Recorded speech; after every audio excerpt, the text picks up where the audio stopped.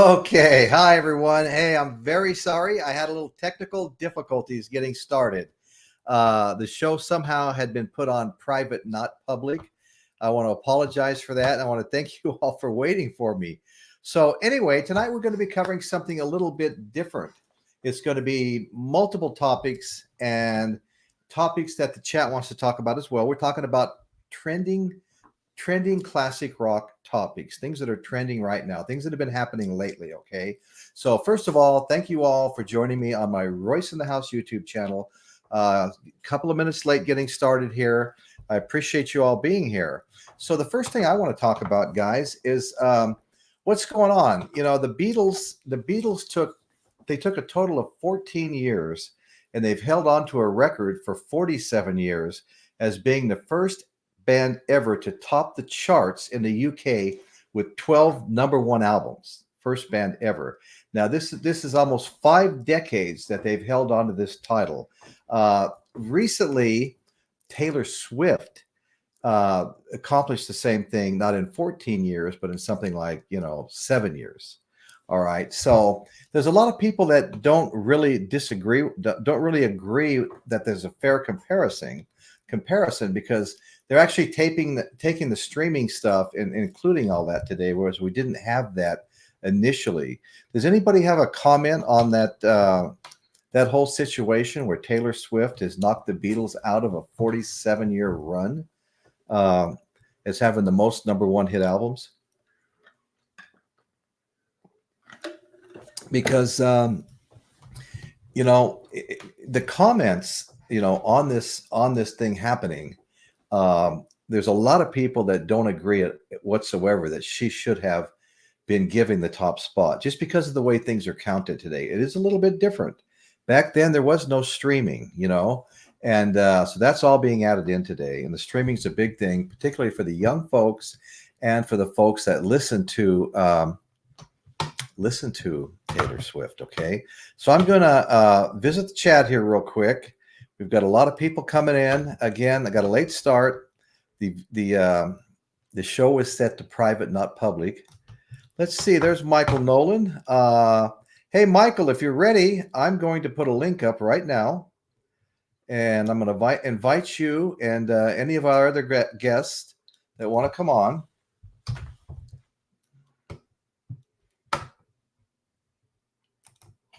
And I know that Michael would have a lot to say about this thing with the Beatles and Taylor Swift. So the link is up. Let's get some co-hosts on here.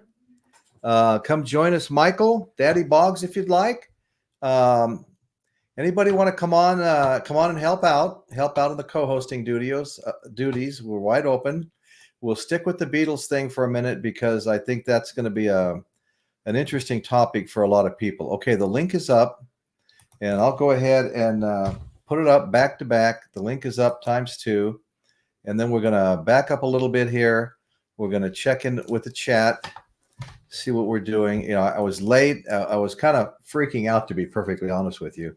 So I'm glad to have this back up. We've got Daddy Boggs, Jeffrey Flint, Caitlin's here, good friend Eric Schultz, Adam Finley. Thank you for showing up.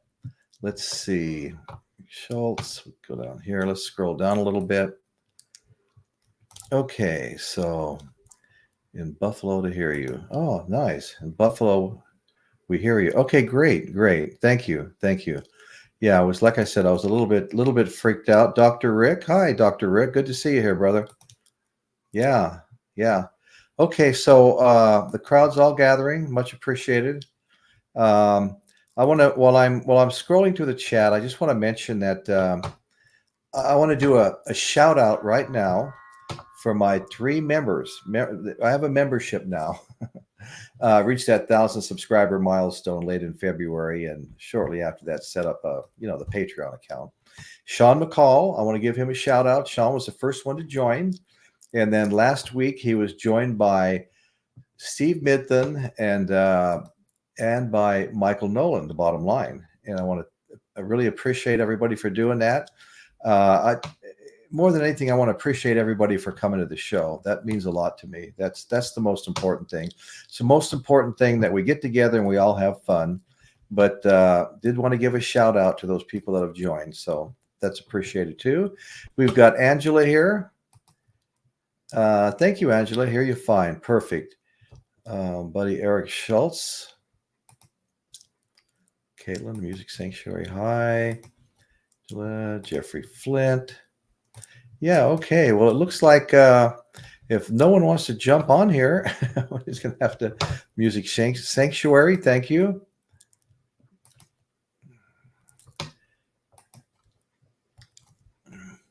Caitlin, you want to hop on? Daddy Boggs. Let's see. I don't see Chris Elliott in the chat yet.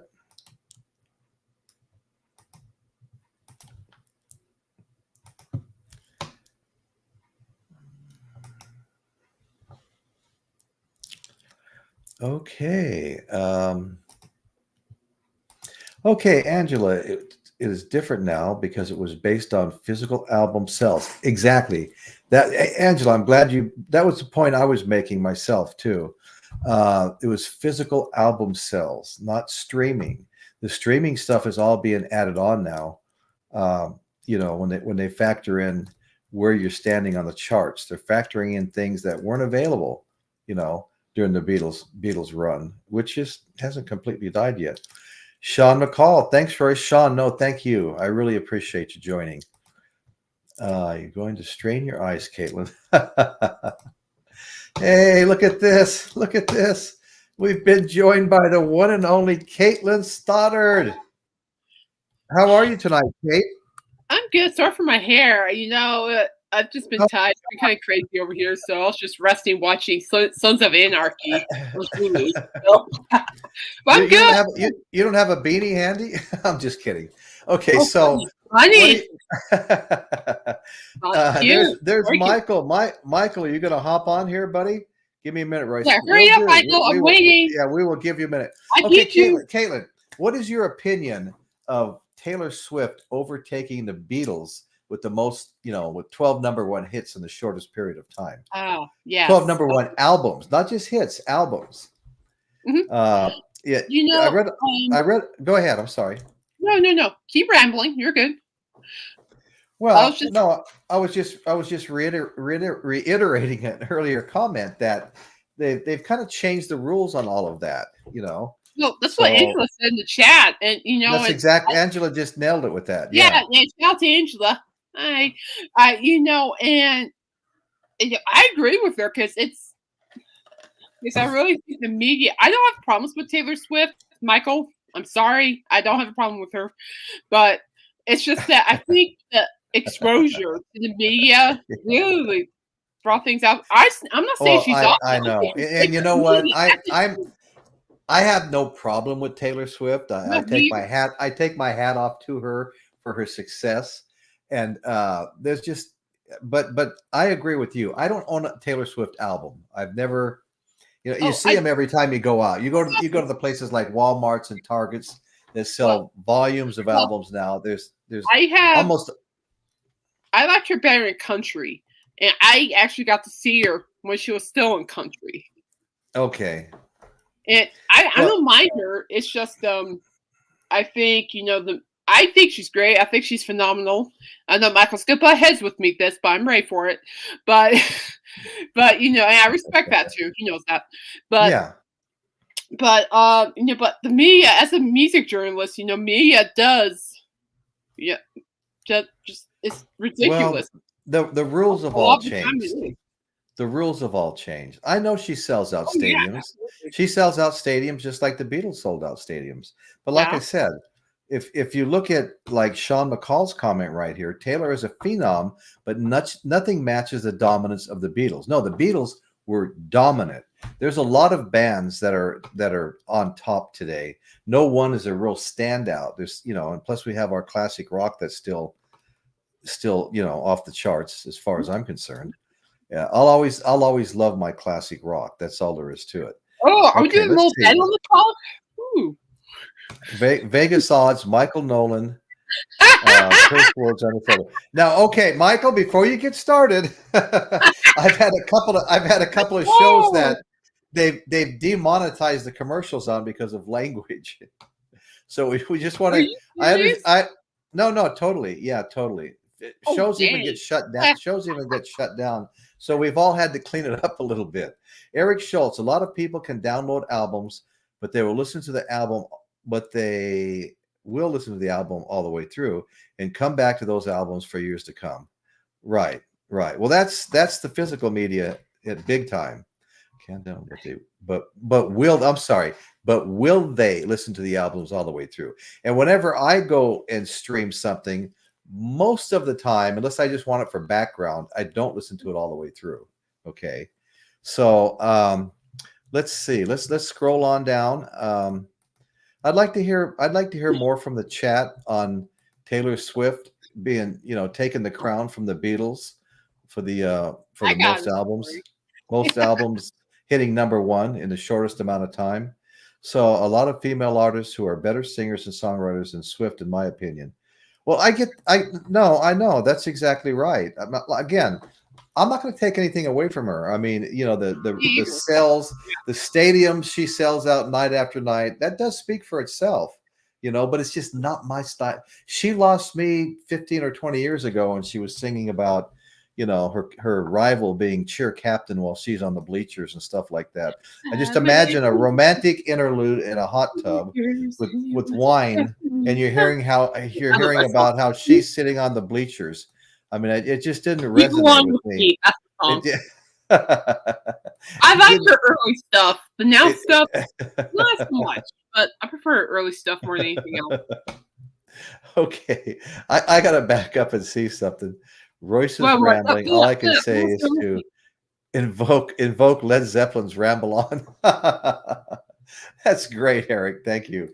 Well, you know what? I started out and my show was locked up. I went to the chat and there was nobody there. I'm like, oh my God, my show is set to private, not public. And so I changed it. But when you look at the screen, you don't see the save changes without scrolling down. So I came back on thinking I'd solved the problem and had to go back and redo it and realized I needed to scroll down to save changes. And that's when I got on. So I was a little bit in a panic. I'm not sure that my mind is caught up with all that. But anyway, so we expect Michael to have a lot to say about it. Okay, so that's one of the things that's kind of trending in rock right now is Taylor Swift overtaking the Beatles with the amount of #1 hits within a certain amount of time. #1 hit albums, I should say. Okay, another thing. Now, Dave, Hop Frog's got to pop on. What's that? Hop Frog. Okay. Well, that's Dave, fine. Dave. Yeah. Oh yeah, no, Dave. He was on 2 weeks ago. Sure. You just mentioned it. No, that's yeah. Oh. Hey, go for it. Here, let me put up a. Okay, here's DJ Johnny L. Okay. Sorry about that. Hi, Johnny. How you doing? I don't know if you heard the start of the. I don't know if you heard the start of the show. We actually got a late start because my show was locked up in private and not public. Hold on. I just put a link on. Hi, Dave. Someone else is wanting to join us, so I'm just letting them know. So anyway, so what is your opinion, Johnny? We have it's being reported that Taylor Swift has overtaken almost 5-decade record that was held by the Beatles for having the most #1 albums in the shortest period of time. Taylor has just beat them out by a few years. But the clamor right now is it's not appropriate because the simple fact is, hold on one second. A lot of cover songs I would take. Okay, Linda Ronstadt. Okay, thank you, Daddy Boggs. You know what? Okay, hold on, Royce. Okay, the link is up. Go ahead, Johnny. Go ahead. I would not put Taylor Swift in the great ranking with the Beatles. No bloody way. I mean, will they be listening to Taylor Swift in 50 years? That's the question, and I bet you they won't be listening to. I wish I was here to find out, but I'm not going to be. But no, nor will I be. My guess is no. No, not with the admiration groups like the Beatles and Led Zeppelin and all of those iconic, rock bands that we've had. It'll never be like that. It's just not the right genre. It's pop music. Pop music. I think it started out a little more country. I'm not saying that Taylor Swift is not talented. Of course she No, is. I would never say Right? that. Of course she is. Yeah. But I can't buy that Taylor Swift will be here another 10, 20, 30 years like the Beatles are, and still people are still talking about the Beatles. Like Beatles everywhere. No, I know. Well, look Right. at how everybody is just hanging a while back with you know, the new song that they had used a little bit of AI to get out now and then by John Lennon. Right. You know, and even while George Harrison was alive, they were trying to make that one work. There was some tapes that Yoko Ono gave to Paul McCartney to Right. see if you can do something with these. Well, they were able to do something with 2 of the songs, but there was so much chatter in the background on Now and Then, they just gave up on it. But George Harrison was alive at that time, and they recorded George's work trying to make that happen. So we wound up with all 4 Beatles on that. And that was fantastic, you know. I bought the large size in color, and I bought the 7-inch in color. I just covered all the bases, you know. Yeah. And it was just great to see that. But you know, the anticipation of that, I think I did maybe 3 shows on it, and some of them were big shows, you know, and everybody was excited about it. I don't think we'd ever see that kind of an excitement. See, my opinion is, you know, Taylor Swift right now is filling a void. Okay, we had some really popular young girl singers that were really popular with the young girls, and their mothers were happy to buy them the albums every chance they got. Here we go. We got Big Dave Hop Frog. How's it going, everybody? There he Frog is. here. I There just he couldn't is. resist. I couldn't resist to quote Kanye West. I'm all, hold on, Royce. I'm gonna let you talk. But Beyonce had a better video. Remember from the VMA Awards where he went up there and interrupted. Yeah. Oh yeah, no, that was funny. I saw that. Yeah, he interrupted Taylor Swift's award to say Beyonce had a better album. And all, you know, that everybody just sat there with their mouths wide open. It was crazy. You're like, yeah, some wild stuff. Yeah. Do you have an opinion on Taylor Swift supposedly knocking the Beatles off their, you know, perch of 50 years almost? That's pretty wild. I honestly don't see the hype of Taylor Swift. I know she's had a lot of good marketing and stuff, but you know, she sold a lot of records. But everywhere you go, it's an oversaturation. You go to Target, you go to Walmart, you go to a lot of mainline record stores, and you'll see 2 or 3 of each record, then 2 handfuls of the latest. Whatever the Taylor Swift is, she's trying to outdo Adele now. I don't know what it is. It's well, like let me tell you guys something. I wasn't even going to bring this up, and it's not part of the show really. But I read something today. You know, Taylor Swift and Donald Trump are really at odds because she's gotten a lot of young people to register to vote. Go ahead, Johnny. I'll show you something. This will say everything. I don't know if you'll be able to read it. I can read it to you. Okay, let's see. Sting was threatened by Frank Sinatra, was threatened by Elvis Presley, was threatened by the Beatles. Right. Okay.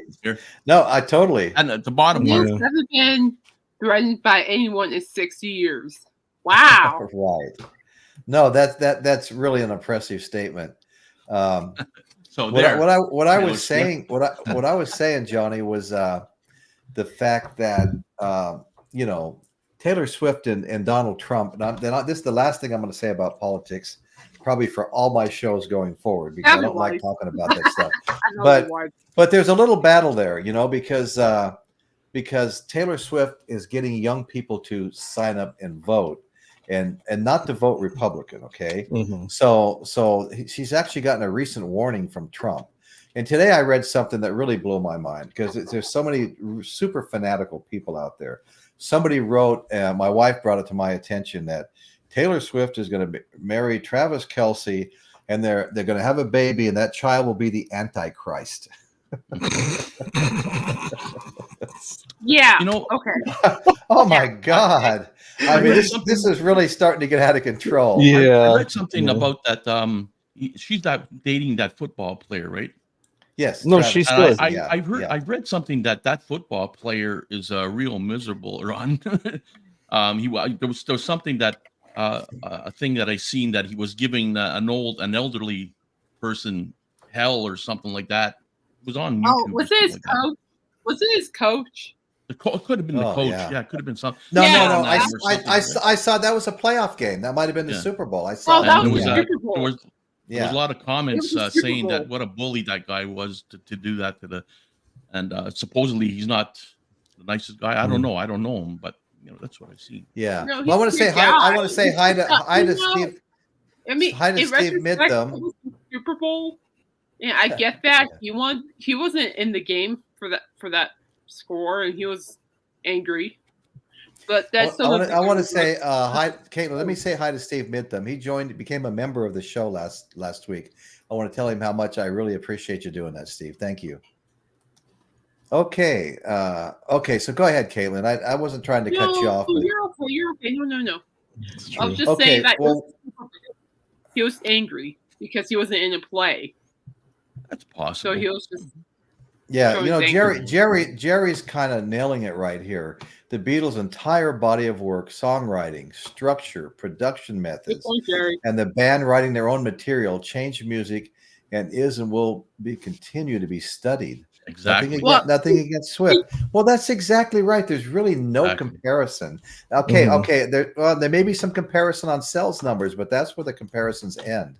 And again, what I started to say earlier is Taylor Swift filled a void. Okay, we had all these young girls came out, Britney Spears, Hannah Montana, and all of them. And when they first entered the pop market, they were being these were for the teenage girls.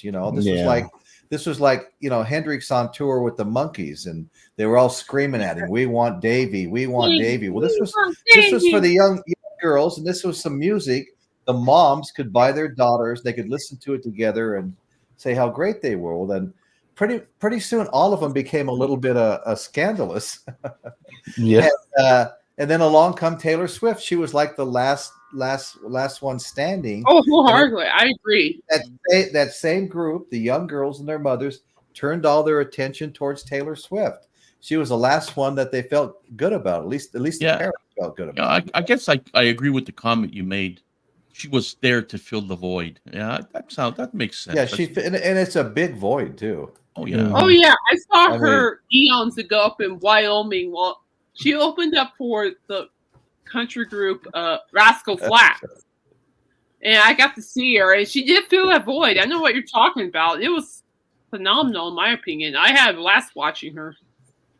Hey, we've just been joined by Michael Nolan, another new member of my Patreon account who joined last week. Thank you, Michael. I'm proud to be so, Royce.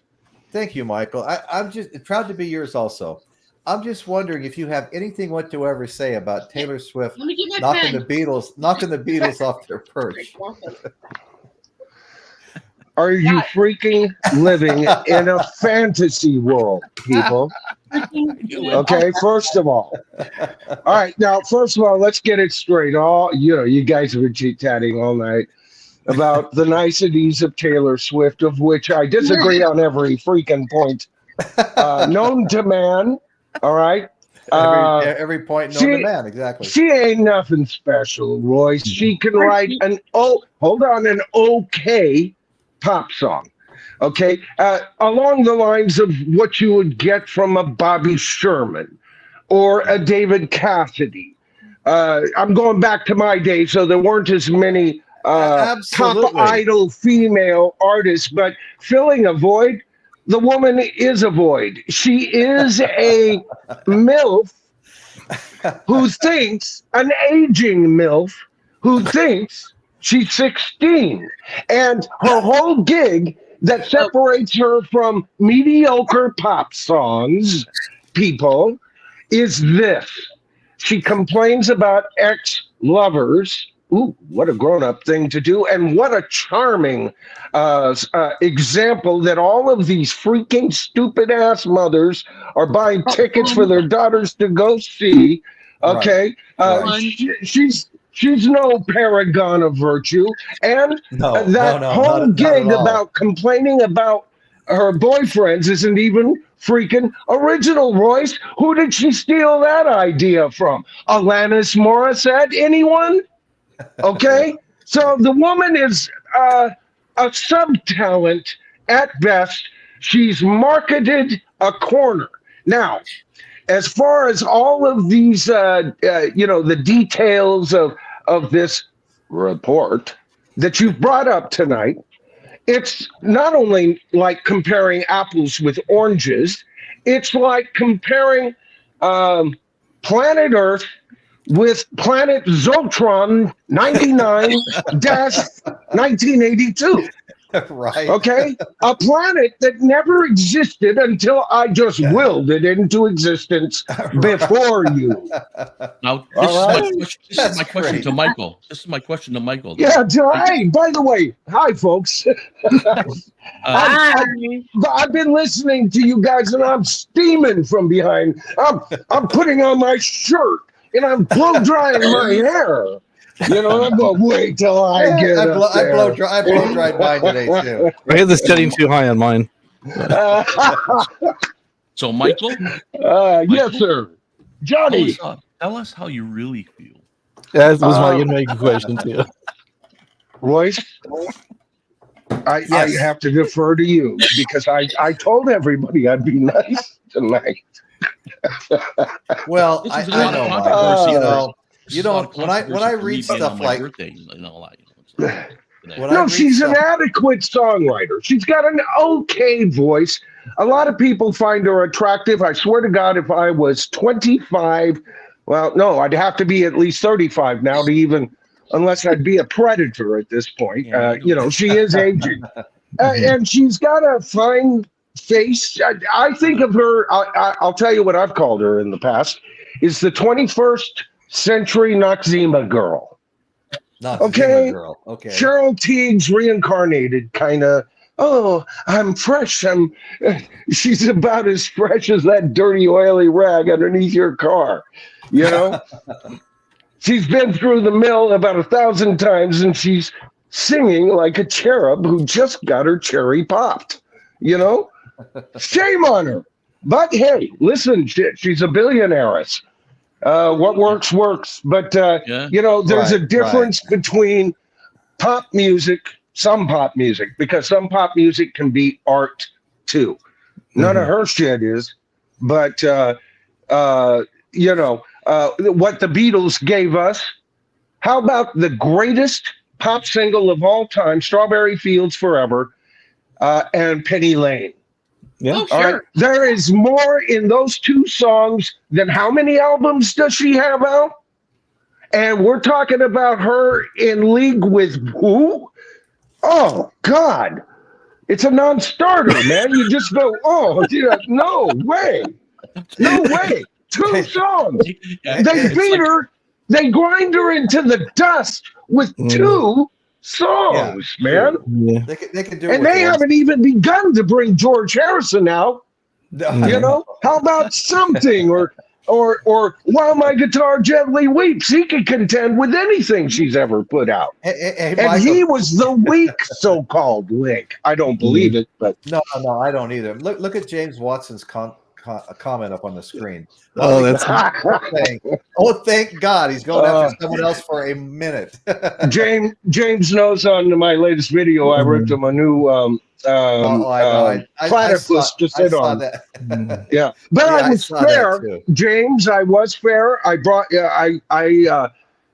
It was almost a think piece review of their new song. Well, you paid them some compliments about some. I did. Things. Yeah, I did, and I actually am in the vast majority. I said I thought it was a comparable song.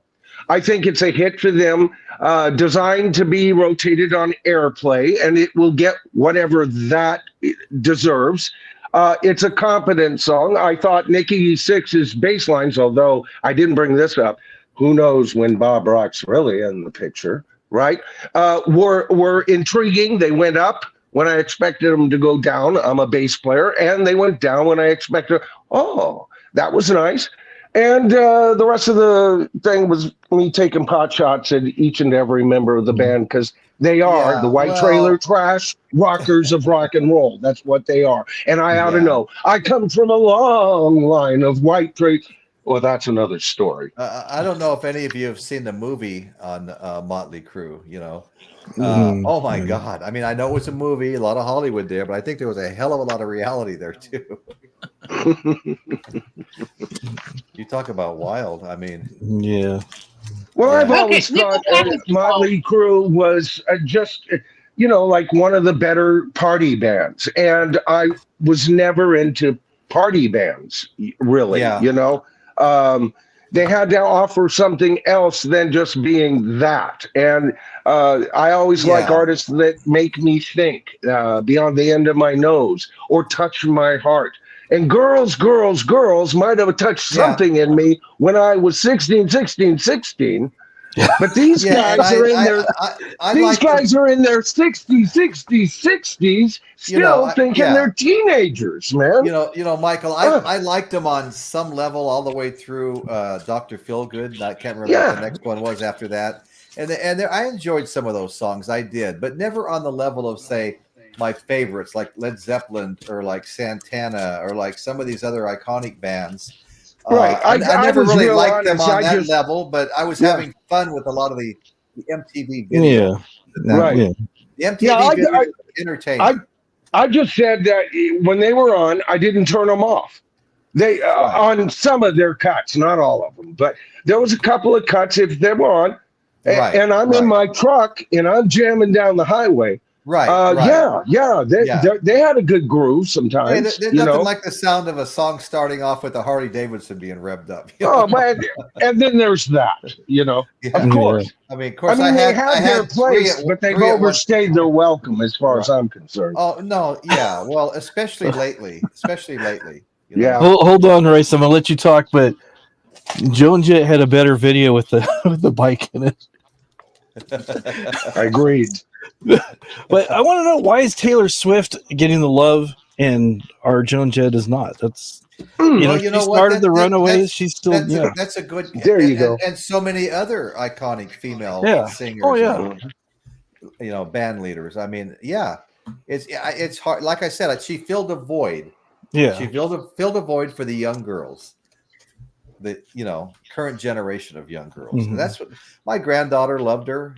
She my granddaughter's now in her mid to maybe 26 or so, and she's probably still a fan. But I mean, she was a fan when Taylor Swift first came out. Just another, like the other young girls were. Well, my youngest daughter, was a fan of Hannah Montana. She doesn't listen to crap from her anymore. She grew up, but there's this Peter Pan mentality about her fans and her. I'm Peter Pan. I am beyond aging. Right. Taylor Swift and Motley Crue. That'd be good. Jeez.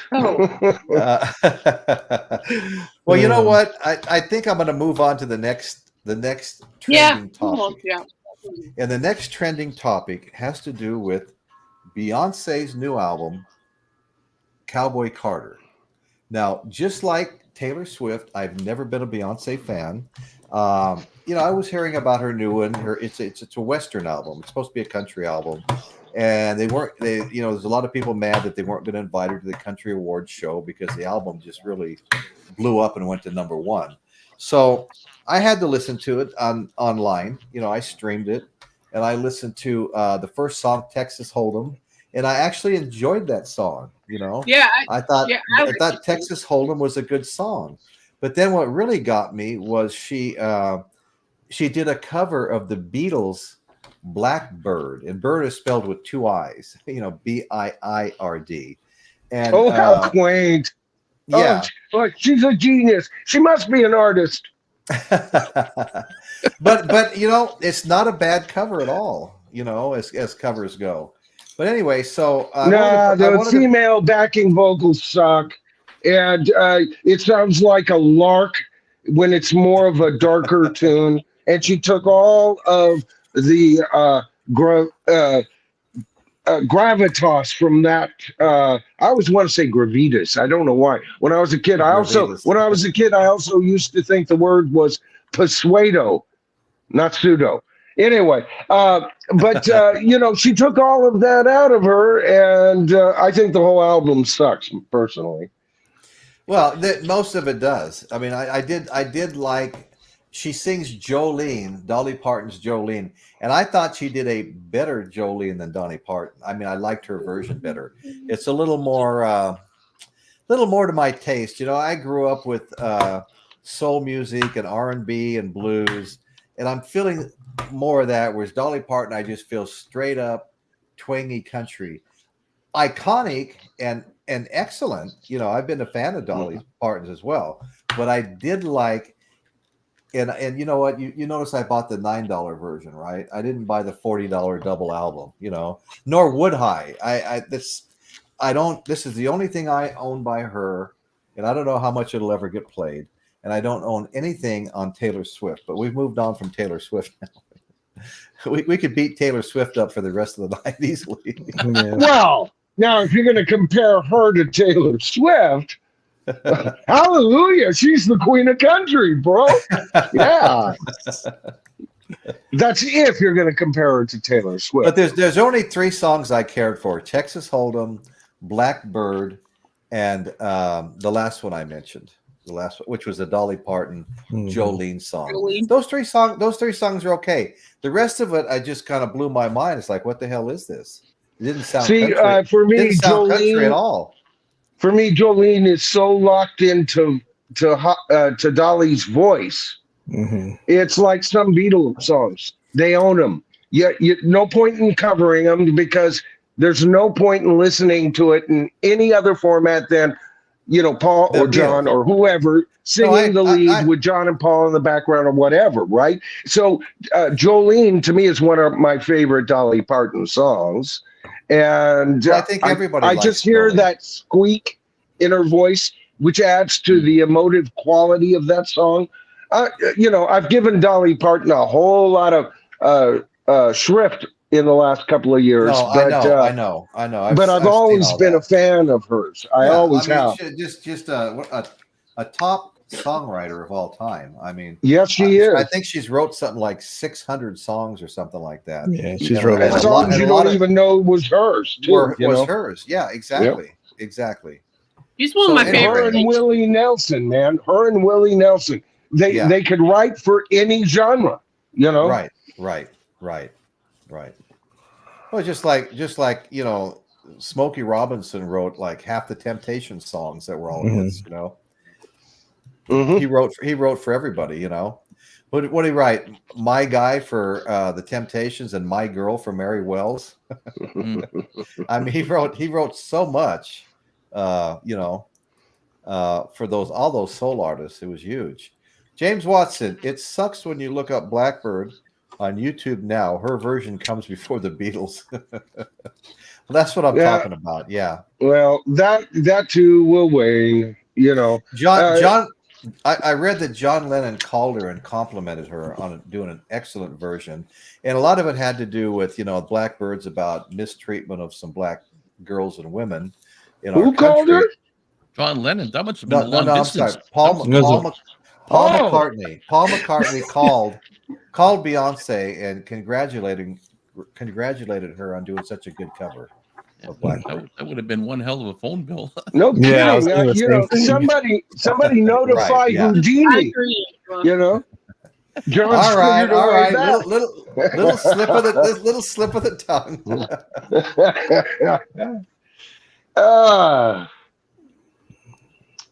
I'm a big Paul McCartney fan, Royce.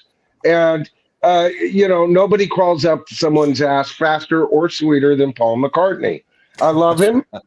But, just because Paul said something in the moment, don't mean you're getting his real, true feelings about whatever, Yeah.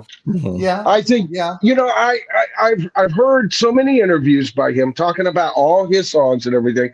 And Blackbird is special. You know what? McCartney and his ego and everything, and his ego rightly deserved to a point.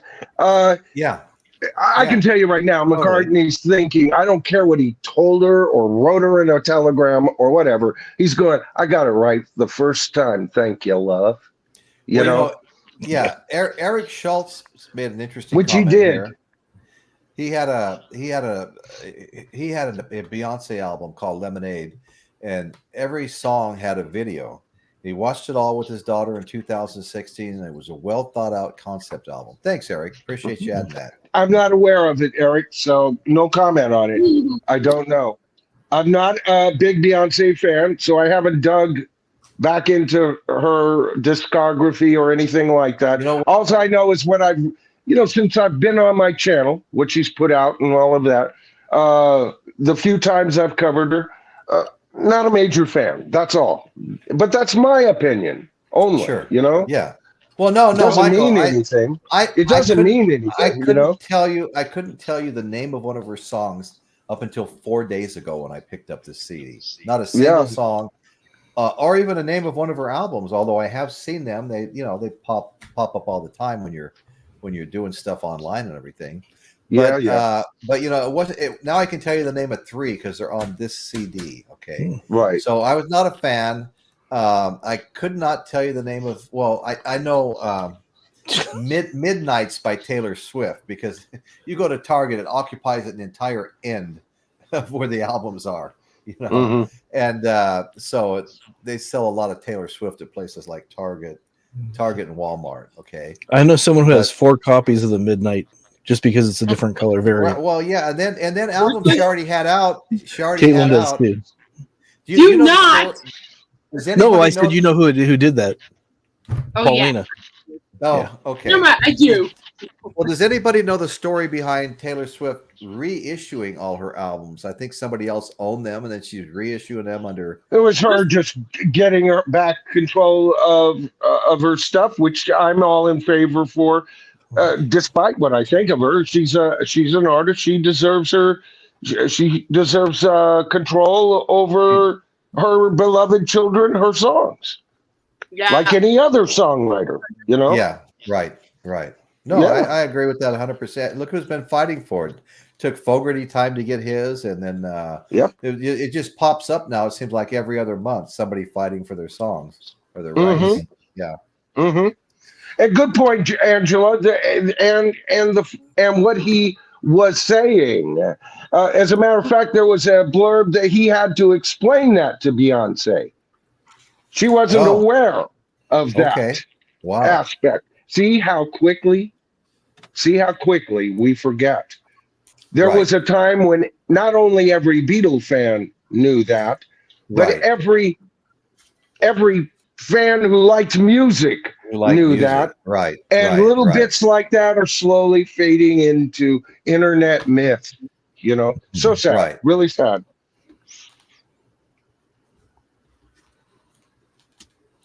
This is interesting. Eric Schultz, Lady Gaga, a photo, Paul McCartney being kissed on the cheek by Lady Gaga.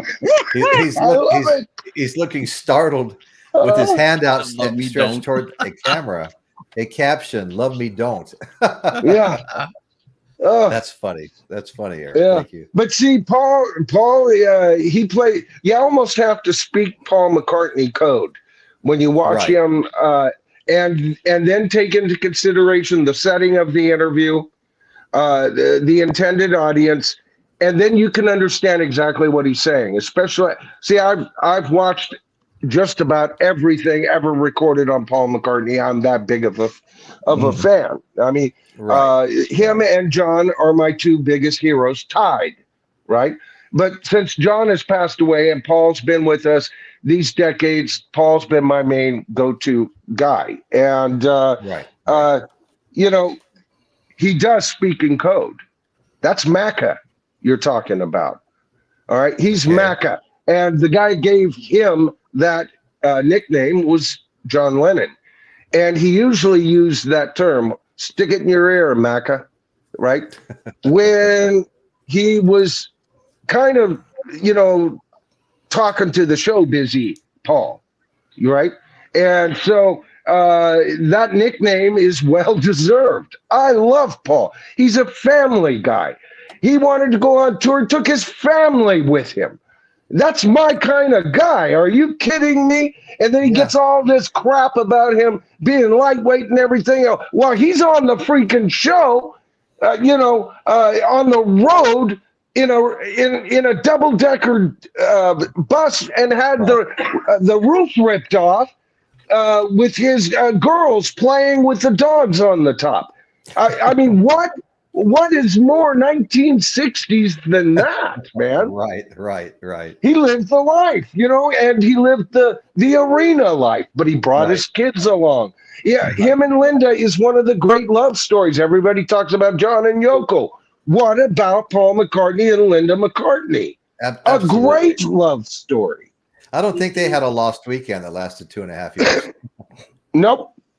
Jeff David, they had an 11-day vacation when he was put in Japanese prison. Other than that, they didn't spend a night apart.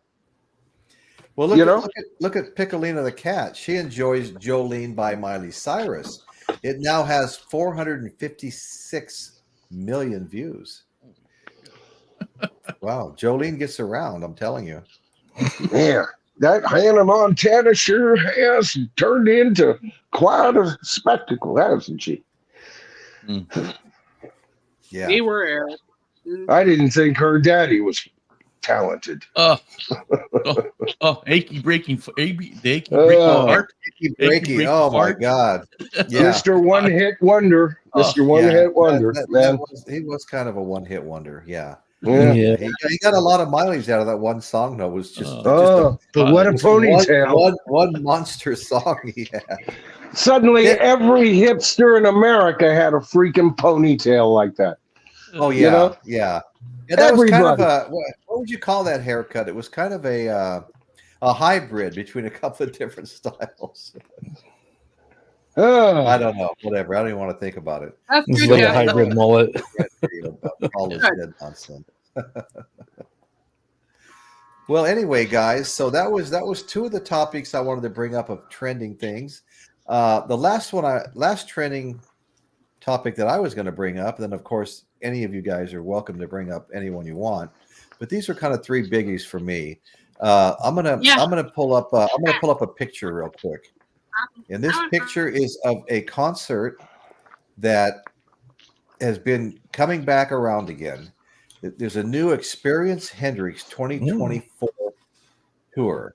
I saw two of the previous Experience Hendrix. Okay, one at the Arlington Theater in Santa Barbara, and then they showed up right here, 15 miles down the road at our Avila Beach Blues Festival, which is an annual thing. So I got to see the Experience Hendrix twice, and I'm a huge Hendrix fan, so that was really exciting for me. And but look, when you look at the lineup, and it does change sometimes from show to show, so other iconic guitar players will come on and want to play some Hendrix. But it starts out Kenny Wayne Shepherd, Kingfish. This Kingfish is great. He's amazing. Eric Johnson, Zakk Wylde. Zakk Wylde? Are you kidding me? That Zakk Wylde was at the last one I saw at the Avila Beach Blues Festival, the Hendrix Experience Hendrix concert. And I told everybody for years that was the best concert I'd ever seen in my life.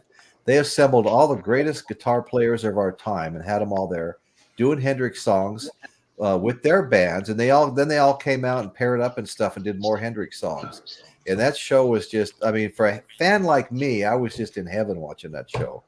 You have after Zakk Wylde, Samantha Fish, Dweezil Zappa, Taj Mahal. God, he was around when I was a teenager. Noah Hunt, Chuck Campbell, and Calvin Cook. And then let's see, Stanley Jordan, Ali Venable, Matteo Nangi, and then a bunch. They just keep listing people. But down here they say special guests to be announced.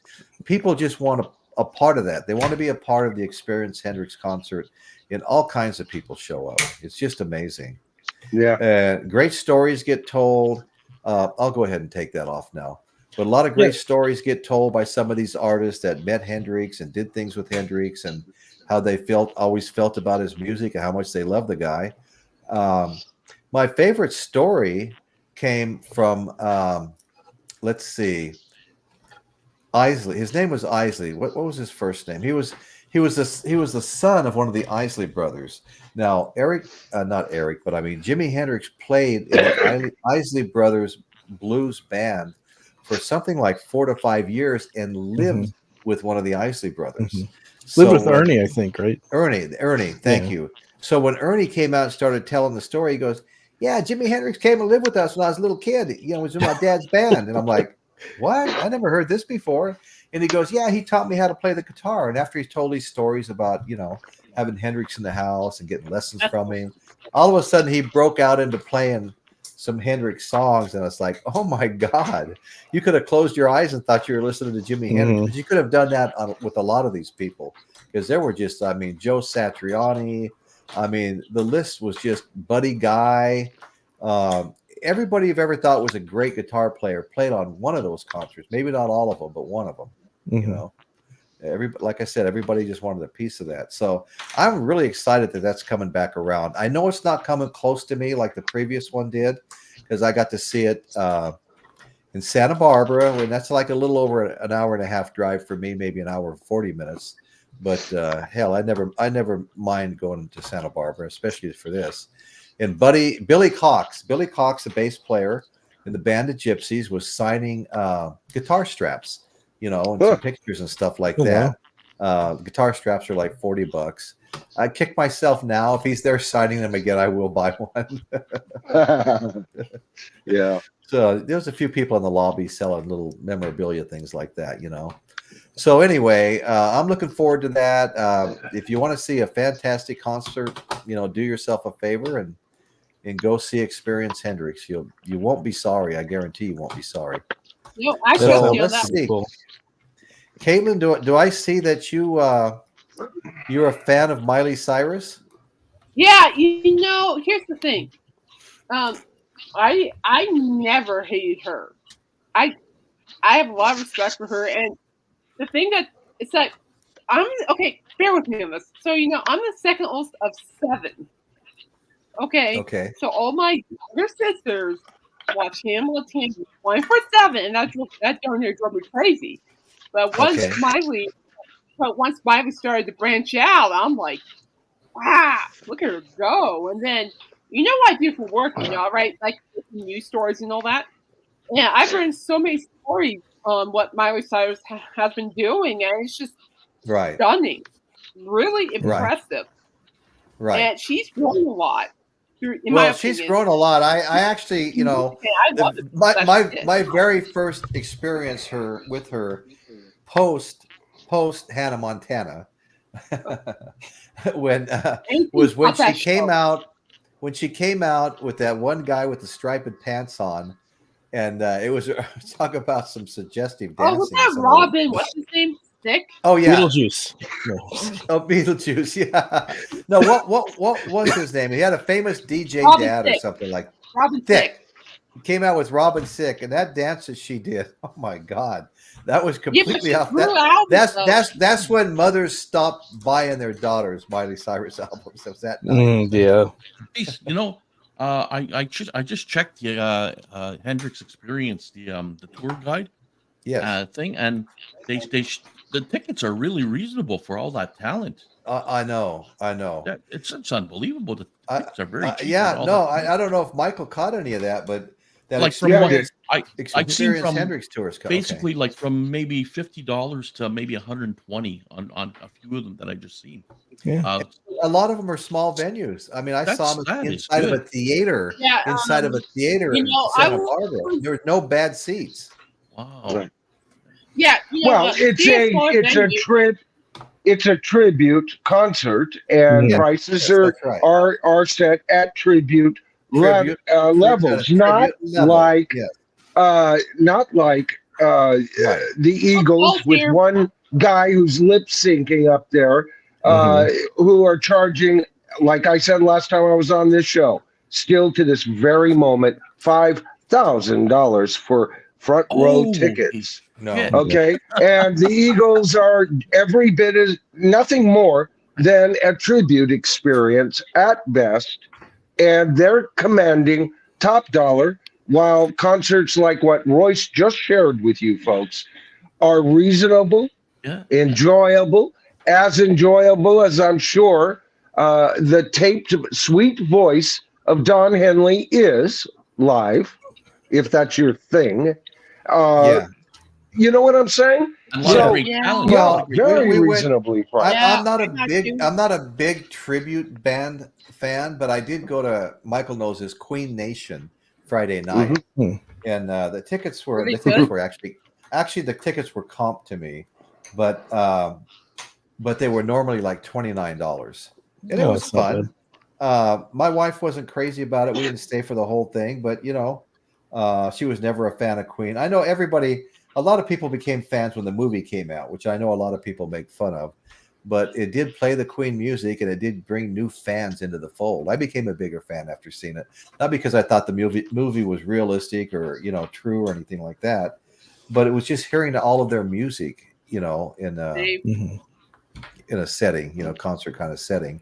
Eric Schultz, brother, I couldn't, this is one of my favorite Hendrix songs, Voodoo Child, Slight Return. Yeah. Oh, yeah. First Agreed. part, 15 minutes long. I love that song. That opening with the wah wah pedal, wah wah wah wah wah wah wah wah wah wah wah. I mean, it just and then the muted guitar strings, and then back to doing it again. I love that. I could play that at one time. I just haven't done it in like 10 or 12 or 15 years. Not this whole song, but that first part and a couple of little. That is reasonable, Angela.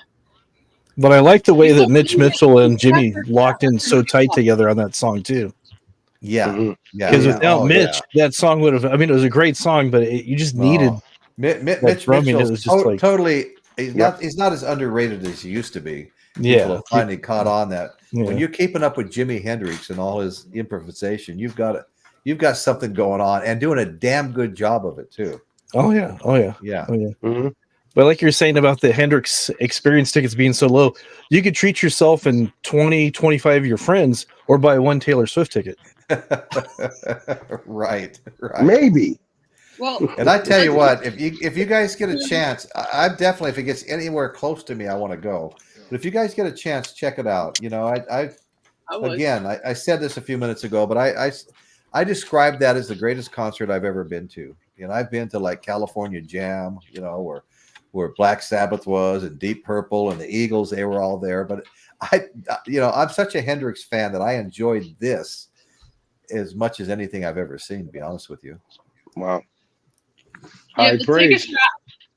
the tickets to see Alice Cooper in a smaller venue in Denver isn't too bad either. I was looking at it Yeah. because my friend Bianca and I are going in August, and I'm looking at the prices for altogether 2 tickets. I'm looking at it's only like 162. I'm like, that's actually not bad.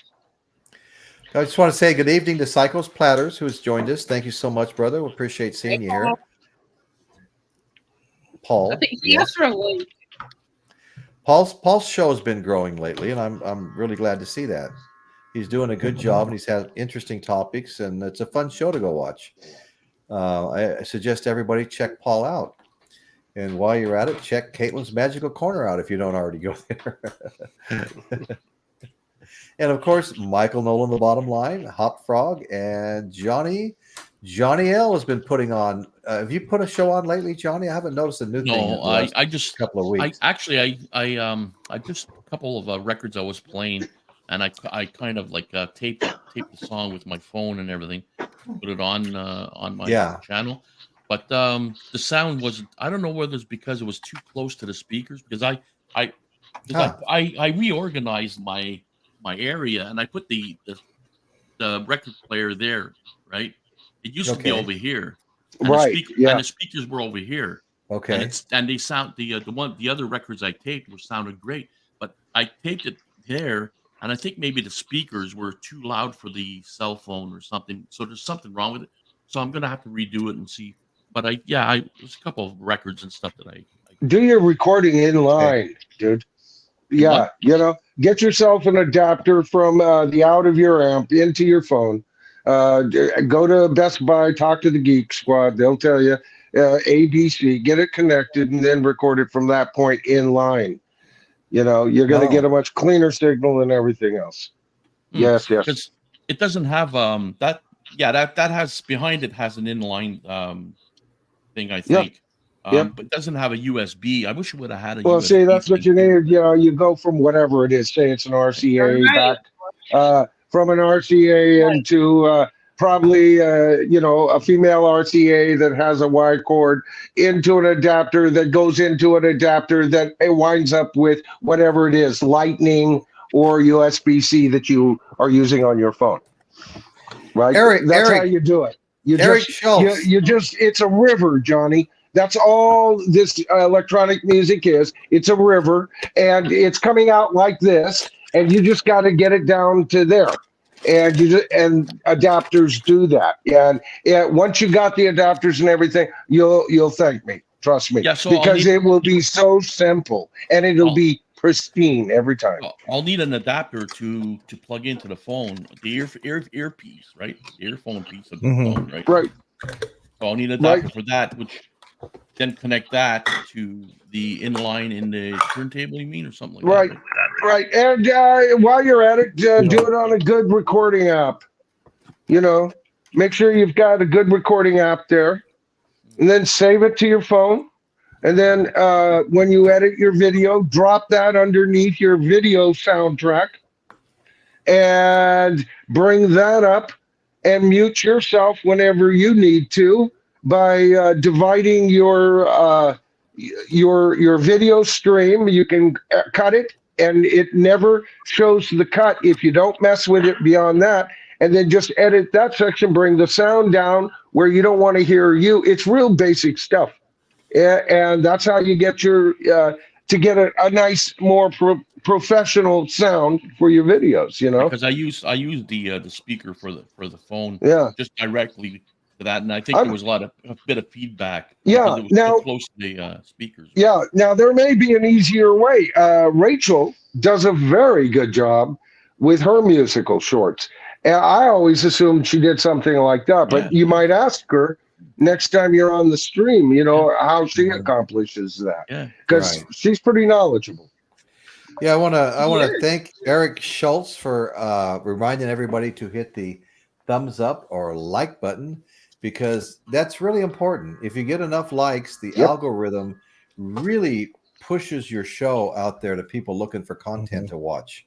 So you have more opportunity to get more people watching your show.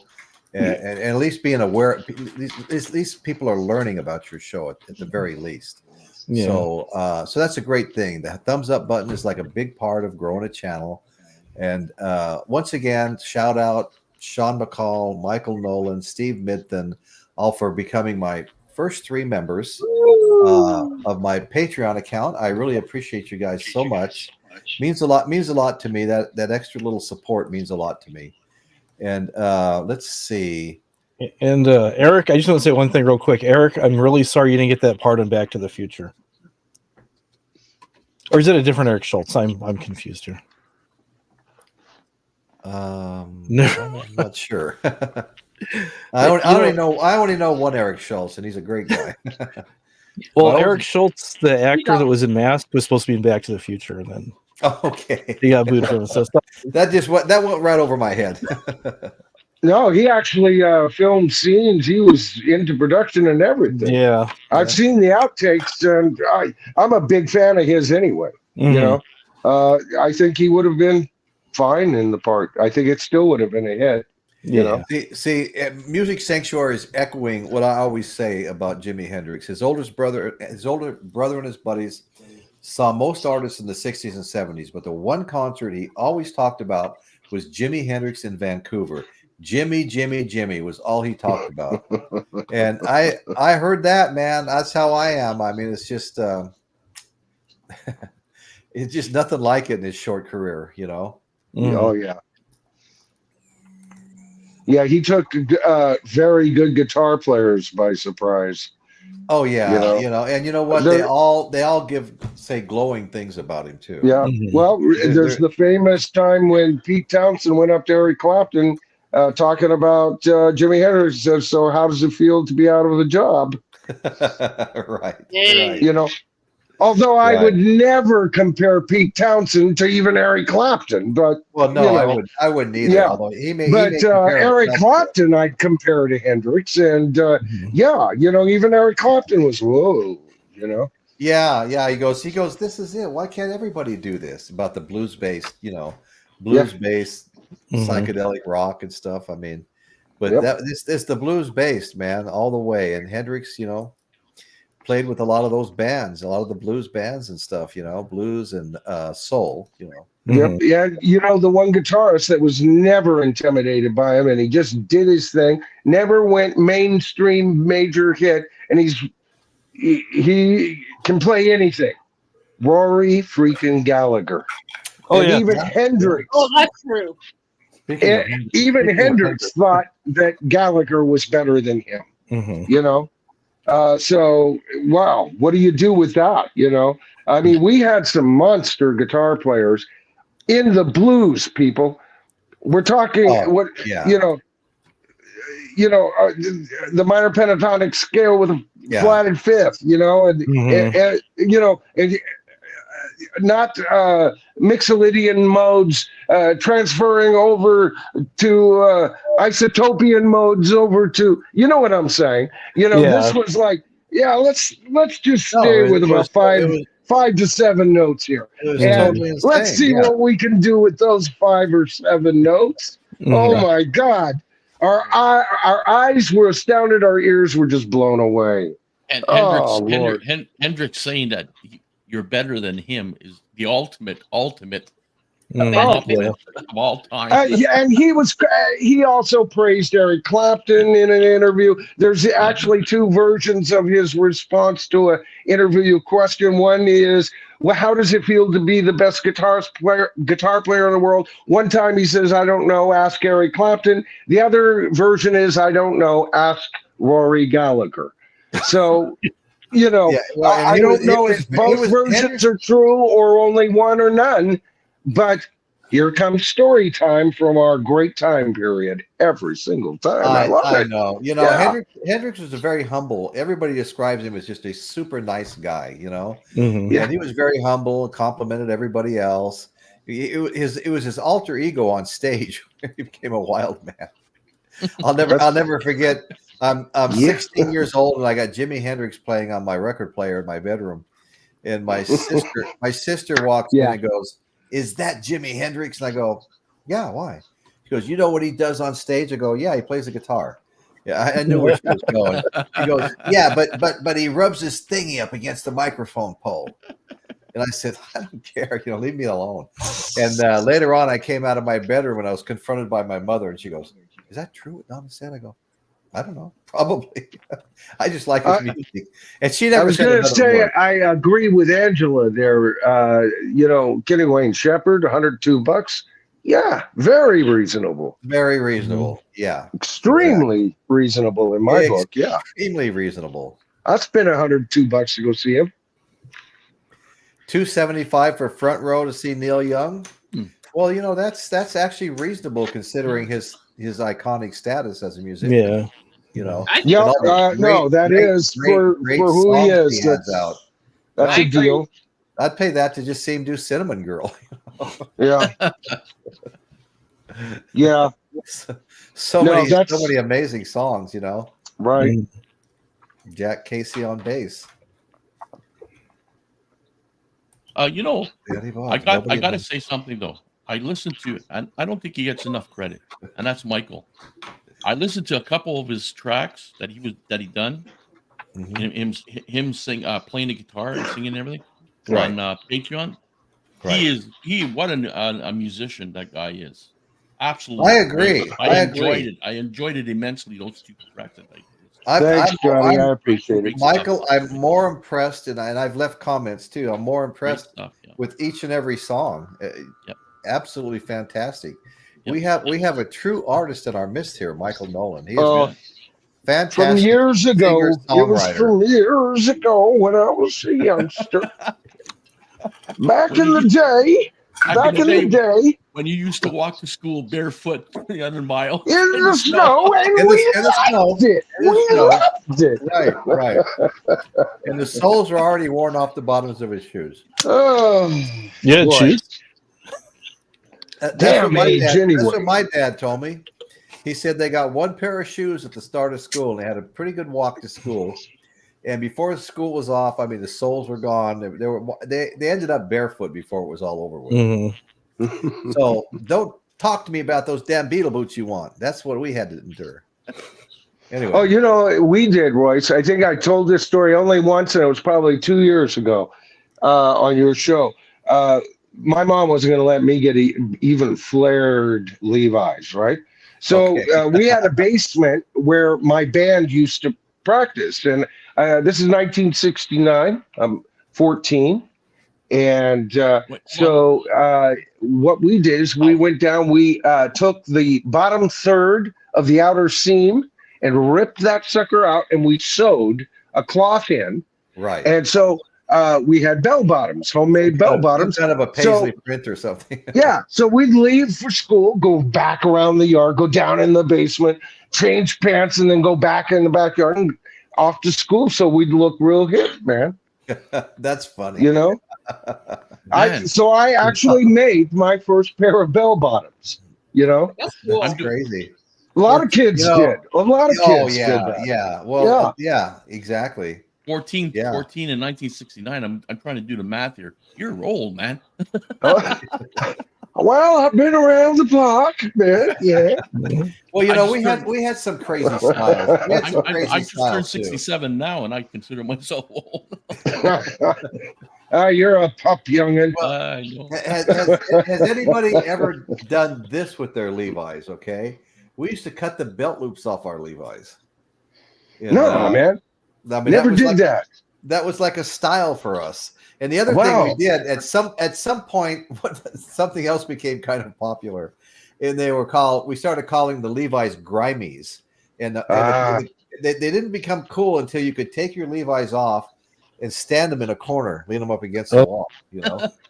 Oh man, see, I was too busy looking for a 2.5-inch wide belt with a brass freaking buckle on the front, and then a brass little connector to my keys that hung around my 1/4-inch loop, and my motorcycle boots.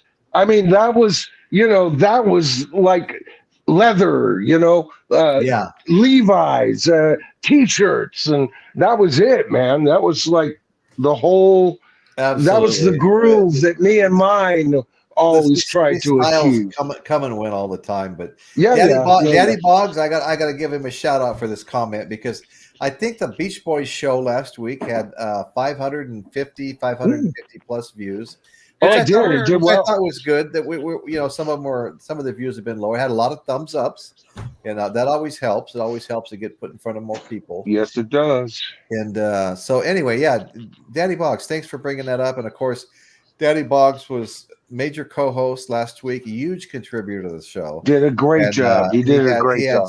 Has all that memorabilia, all those albums, and his room is like just an amazing man cave shrine, I know. I don't mean just Beach Boys, but I mean sports teams, everything, Yep. And we go back a long ways. We talked about that last week. All three of us have. We were all three there. So many of us were. Steve Mitham, Robbie Detroit, Jeff Davidson. As so many people that are here, we're all there together, and we're all still doing this YouTube channel stuff. Hello, Cycle Splatter. I already hung out with Kate. Good night. You go, girl. Thank you for the kind words. Yeah, Psycho, you get kind words from all of us. So what is Dave saying here? Hop Frog. Hello, Lisa. And your wife is Mrs. Hop Frog, right? I mean, yes. I've been on shows when you were both there. Yeah. Now, does she still come on a lot? Does she come on your channel? She stays behind the scenes as a moderator. She's extremely shy, so she'll talk to people. But I don't blame her at all. I don't. Yeah, everybody check out Hop Frog. Have you been doing shows routinely, Dave? I haven't done my live stream since October. I've been busy helping James, and I moved in November, so I'm going to get back into it, doing some late night. I call them Insomniac streams. We go for about 5 hours, and we talk about whatever. Yeah, dude, every time I've seen you on a stream, you've got a great presence, and I think you got a future. Definitely, absolutely. You do a great job. You're Sir James's regular co-host, aren't you? Yeah, I've been doing that for about 2 years now. So every Sunday for 4 hours. James has been showing up here a lot. So And Yeah. James is your co-host too, isn't he, Caitlin? Yeah, he's my Yeah. co-host. Yeah, he's your All right, regular. I call him Mr. Reliable. That's what he is. He's reliable. You know? He's reliable. I want Yeah, a reliable co-host, so I have James. right. he's a good guy. He is. Yeah, he's a nice very much guy. Yeah, and we go back very to much so. He's sick. Rachel's show when he was a He's sick. co-pilot on Rachel's show for a Mhm. long time. Oh yeah. So, I acquired through eBay John Lennon's Mind Games EP, Glow in the Dark album. I just won it. Oh wow! Wow. Oh, that's right. Yeah. $61 Canadian, which wasn't bad actually, and Wow. I can't wait to get it. It's supposedly you turn the lights. You when you take it out, you're supposed to let it sit in the room with Right. all the lights on or something. Then you turn the lights off, and it turns green. Yeah, I used to have a skeleton head like that. You leave it in the light, and then you turn the lights out, and it glows. Yeah, That sounds really cool. Actually. it sounds I very like to cool. see that. That'd be cool to see.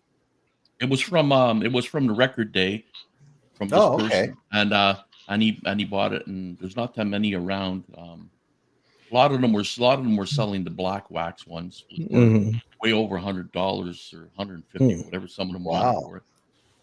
Now they're saying that the black wax, like some people on YouTube are saying, well, you're gonna get better sound with the black wax than Right. you will with the other one. But I don't care because I Right, like it right. because it looks nice. Well, I just want to say that And it's John Lennon. I think we've definitely entered the stage of the show where we've talked about some of the trending things, and anybody's welcome to bring up anything they want now, including trending topics in classic rock. But does anybody remember this? I remember this band. Piccolino the Cat brought this up. The supergroup Steam Packet 65. I remember that name, but I don't remember much else right now. Doesn't ring a bell for me. Sorry. No, I don't. Is that the group with Rod Stewart and a member of Fleetwood Mac, Piccolina? Well, that would be Really? interesting to know. Thanks for asking that, Paul. Steam Packet that Rod Stewart was in at one time. She's asking. She's asking a similar question. Yeah. Interesting. Yeah. Yeah. You know, some of these guys, Rod's. Yeah. Go ahead. Sorry, wasn't it like Rod Stewart part free? Well, Fleetwood. Never mind. Let's get something up. Never I mind. think Rod Stewart was the Small Faces, I think. Yeah. Yeah, that's And, what I heard. Wasn't he with the Faces and the Small Faces? I think so. Yeah. And he goes back to being with Ron Wood. You know, back in those days before Ron Wood became a. Before that, he was the lead singer for Jeff Beck Group. Yeah, that's exactly right. Yeah. He's a tremendous artist. We saw him. He's a great singer, right? He's Santa Barbara. He's the one singer my wife doesn't care for. You know how I don't care for Axl Rose? My wife doesn't like Rod Stewart. She hears his voice. It's like nails across a chalkboard. When I hear him, I hear one of the best blues singers I've ever heard in my life. But see, it's just a matter of opinion. I love Rod Stewart. It's a matter of opinion. Absolutely. Right. Oh, geez. I was exercising while listening to Alice's show, and he performed Hot Legs by Rod Stewart. So I'm like doing like disco dancing. Like, Hot Legs. Disco dancing. Were you doing the YMCA thing?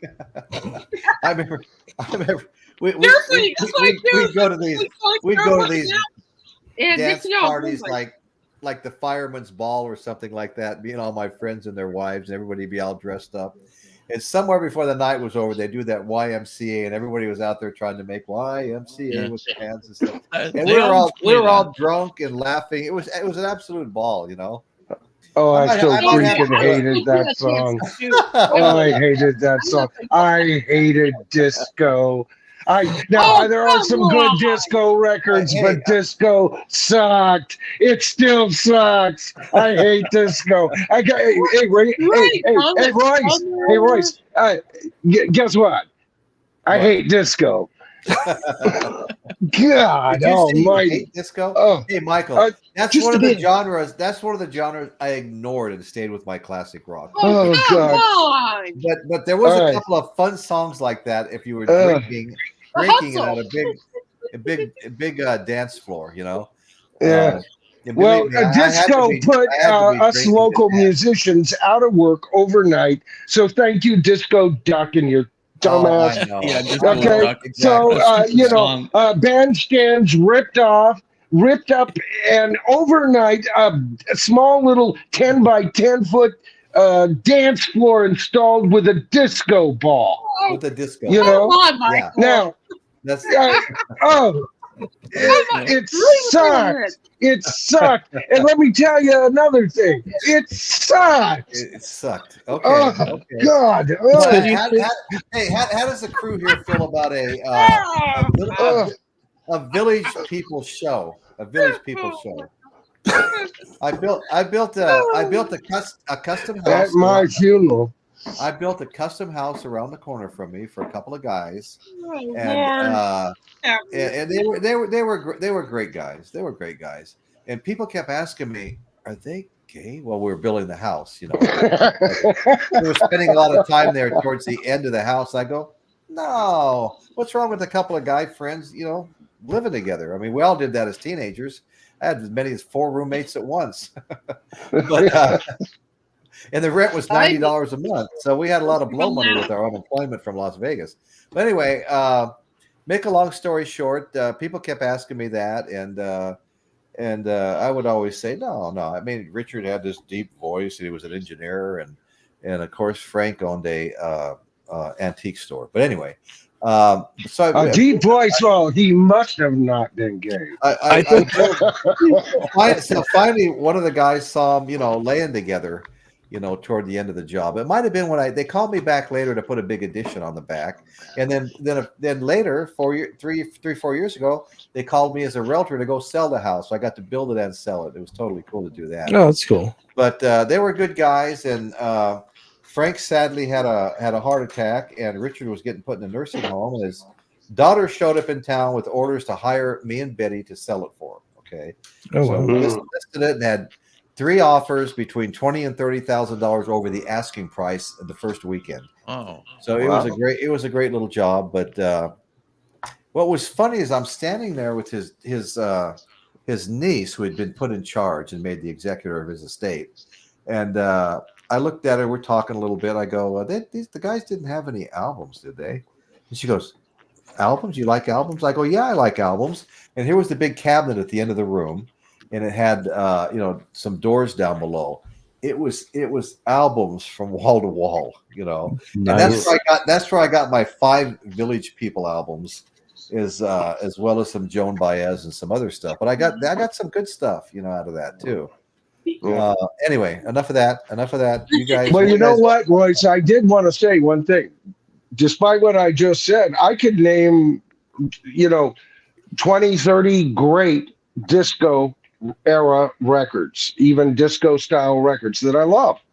And if those had been the hits that just came out and it wasn't part of the movement, and then to get to that 1 or 2 great hits that you would hear, you had to endure the multitude of hits that sounded like the Love Boat soundtrack. You know, and that's what ruined it for me. It was canned. It was all dependent, just like today's pop music, on studio production. It put musicians and real creativity on the low burner, and the gas was lit for automation, and I hated it. So there. Yeah. Well, who didn't love Saturday Night Fever though, with John Travolta? Oh yeah. Oh no. Hey, Yeah.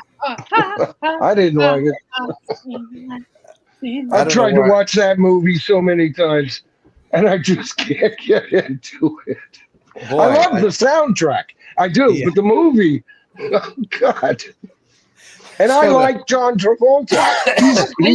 He's been in several of my favorite movies, you know, but I just can't stand him in that. Pulp Fiction. I could watch Pulp Fiction 3 times. Oh yeah, me too. That movie. Yep, me too. Love that movie.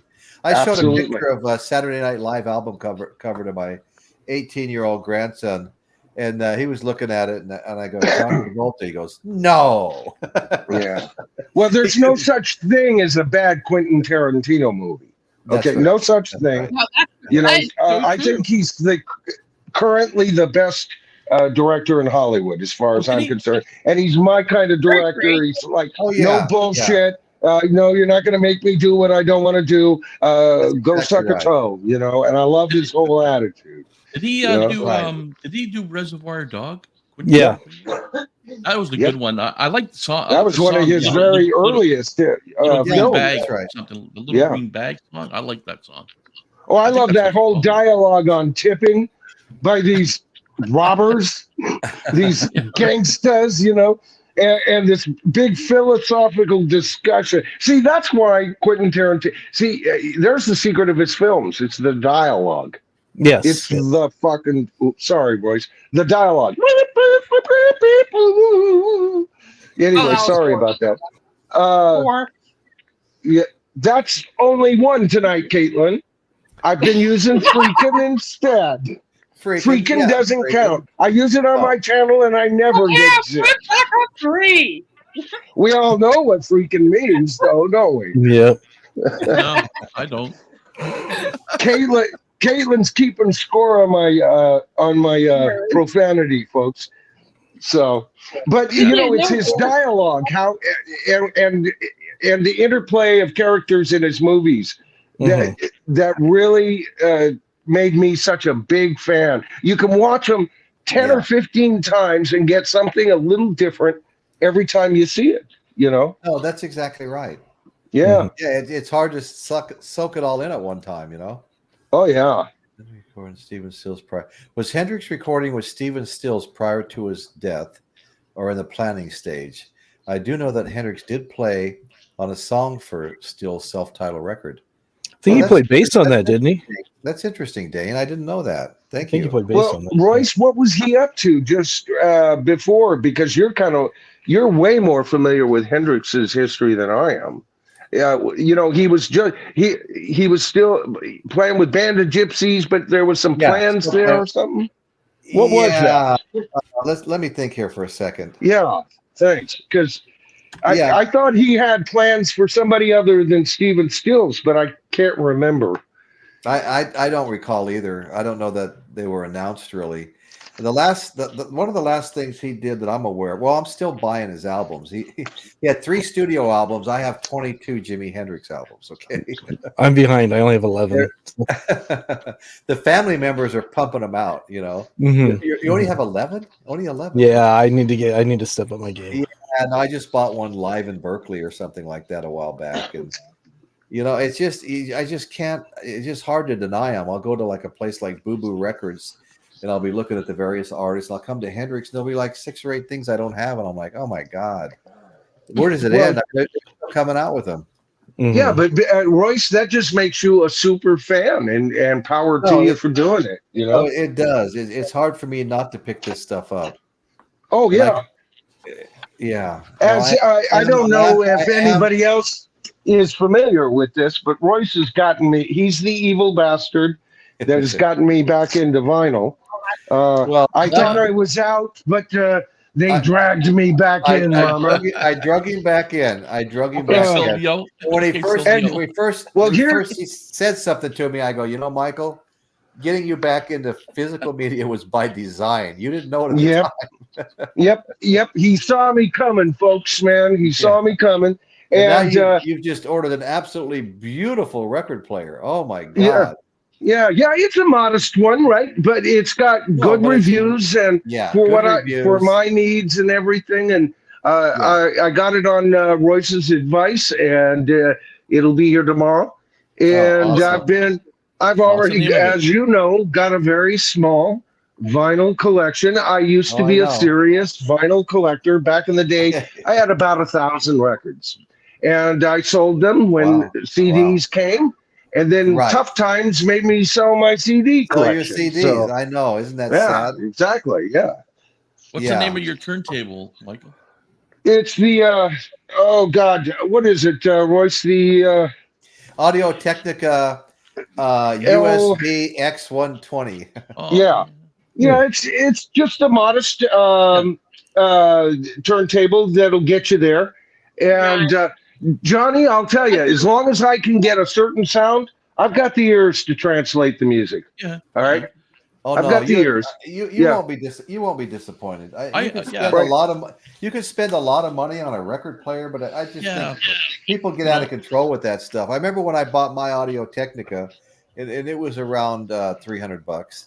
And the guy goes, and you know what? You can get a even a better cartridge, an upgraded cartridge. I go, oh really? How much is that? He goes, 250. I'm like, I spent that's almost what I paid for the whole day, and it sounds great, you know. Yeah. Yeah. Look, I have an And, I don't know if I I would notice the difference, to be perfectly honest with you. Yeah, it's just a start off because I've kind of, I spend time in the vinyl community. Oh yeah, yeah. I for the most part, I'm there for the talks on the music. I prefer when the vinyl community likes to talk about how the music was done and all of that. That's more my thing, rather than this version is a much cleaner mix than that version. Although that does interest me, and I can't. It's interesting, but you know what? You really have to have a special kind of ear to be picking all that out. Like the wax. The wax does the kind of conversations that you just mentioned, Michael. The wax, right? So does Mazzy. They get into talking about the music and how it was made. And exactly. I like listening to both those guys. When I started to get in really deep into this vinyl stuff, since I went on Rachel's show at the beginning, I just acquired an Angel's horn. It's called turntable. I have one of those too. It came with speakers, and the sound that come out of it, absolutely beautiful. Mm. Now I bought one a while back during an auction, Mission speakers. So I had to repair the foam inside the speakers. They were all deteriorated. So I did that and everything, and they sound great. So I heard you talking about that on Rachel's, Johnny, and I'm just not familiar with that turntable. I'm reintroducing myself to the whole thing. So. It comes with a Technica cartridge, and I only paid like $260 for it, and the sound that came out with those speakers that came with it, just amazing. Yeah. You don't have to spend that much money, you know. I want to welcome our friend Bill K to the show. Bill, we go back a long ways. You and me and Daddy Boggs and Caitlin. Bill's another one we all met on a previous show that dates back to 3 or 4 years now. So good to see you, bro. Always appreciate you showing up. Thank you. Hey, you know how long it's been since you and I've been doing this in shared fashion, Royce? It's about 2 years now. It's 2 years. I think we're just entering into our 3rd year, and months prior to that, I entered officially into my 3rd season on my channel. Where does the time go? I mean, I remember watching Michael's shows when he had, maybe 400, 500, between 400 and 600 subscribers. I don't remember the exact number now. And I probably had 100 or something like that. And now you've got like what, 35, between 35 and 36,000? Actually 36,900 as of today. My God. Wow. Every time I ask that question, it's gone up thousands. Yeah, I've been blessed that way, Royce. Definitely, you do an excellent job. It's all about content and the way you deliver it, and people like it, Michael. I like it. Oh, thank you, Royce. I appreciate that. Of course, for me, I always speak from my heart, and if you watch my channel, you'll know this. The first thing, I'm going to say what the hell I want to say, and I'm going to say it right to your face, and I'm going to look at you when I'm doing it. But if for those who have the patience to watch my videos all the way through, I always sign off with something like this. Listen, I'm Michael Noland. This is the bottom line. This is the bottom line as I see it, folks, because the real action on this channel is in the comments, because you guys vote me down. Oh, there you go. Oh, look, he froze. Speaking of comments. Is he really frozen or is he faking? Yeah, he must be thinking No, really no, hard. he's got to be faking it. I don't know. Oh, yeah, he's just.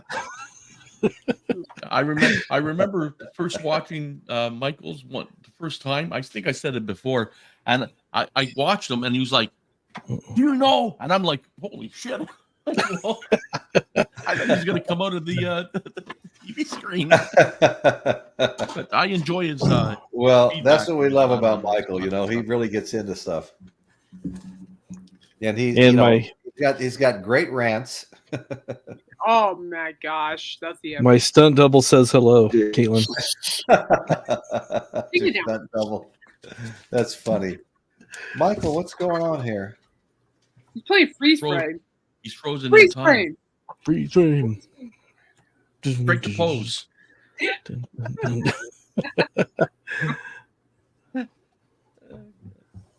Okay, well, he's moving a little bit. I Oh. thought That's That's a the only time funny I've seen comment by Michael. Eric. I've seen Michael being quiet. Oh, he's gone. It won't last long. He'll be back, hopefully. oh, Johnny. Wow. Always like Love Train, yeah. Wow. Yeah, I was gonna say I wrote it in the comment, but I was gonna say that the Wax is a nice guy, but I heard a rumor. I heard that he actually recruited old maids for the war. At least that's what Robin Zander used to say. Old maids for the war. The song "Surrender," the Wax. Okay. We say that the Wax recruited old maids for the war. The women's auxiliary, yeah, it's always never mind. I always try to make a play on his name, so Yeah, Rob's always Rob. You know that a lot of people on that show love controversy. It's part of what makes the show interesting. Oh yeah. Yeah, Bill Kay, we all love Pulp Fiction. I mentioned earlier I could probably watch it 3 times a week and never get tired of it. You know, there's certain shows I'm that way with. I'm that way with the Godfather series 1 and 2. You know, 1 and 2 is 2 is an equal to 1, and that's very rare for a sequel to do that. Oh, there's Royce, you might like this one. It's 2 parts. The first one's about 4 hours or something like that. Okay. It's called the Last Dawn. It's on YouTube. Oh. You can get it on YouTube. Yeah. Have you seen that one? Okay. No, That's must a not good be the one you're talking about because I'm not familiar with the 4-hour Okay, one. there's 2. Well, I think it was 4 hours. The first one. It was pretty long, and the second one wasn't as long, but it's called the Last Dawn, about the mafia, obviously, and stuff like that. But Right, it had right. a few well-known characters in there. I can't remember their names, but Okay. I noticed you would recognize the actors. But it was very, very, very good. If you're interested in that kind of stuff. I actually love that kind of stuff. So it's I read the Dawn. book. I read Mario Puzo's book, The Godfather, before they ever made the movie. Yeah, Mario Puzo was Yeah. the director of this Last Dawn as well. Same thing. Okay. Yeah, I read all those gangster books. I'm fascinated with that kind of stuff. I like that. Yeah, me too. The Valachi papers I read, and Godfather, and just so many. Can't even think about what they all are now because I was a teenager when I was reading them. I just loved that stuff. Yeah, I've seen The Godfather right to the I think the last one of The Godfather. I think I've seen all the way Yeah. up. Yeah, they almost made a 4th one, you know. Although I find that the first 2 Godfathers were way better than the other ones. Very true, The first 2 were way better. Way Absolutely. better, I think. Yeah.